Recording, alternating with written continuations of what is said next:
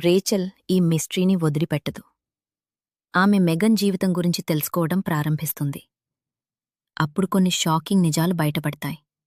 మెగన్ జీవితం బయటికి కనిపించినంత పర్ఫెక్ట్ కాదు. ఆమె దగ్గర సీక్రెట్స్ ఉన్నాయి. ఒక సీక్రెట్ అఫైర్ కూడా ఉంది. ఇది మాత్రమే సమస్య కాదు. రేచల్ తన జ్ఞాపకాలను మళ్లీ గుర్తు చేసుకోవడం మొదలుపెడుతుంది. ఆ రాత్రి జరిగినవి ధీరేగా స్పష్టంగా కనిపిస్తాయి.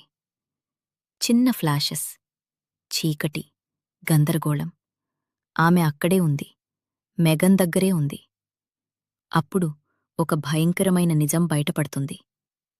మెగన్ని చంపింది ఆమె లవర్. అతను ఆల్రెడీ మ్యారీడ్. నిజం బయటపడుతుందనే భయంతో మెగన్ని చంపాడు. రేచల్కిప్పుడు అన్నీ అర్థమవుతాయి. కాని పరిస్థితి ఇంకా సేఫ్ కాదు. ఆ కిల్లర్ ఇంకా బయటే ఉన్నాడు.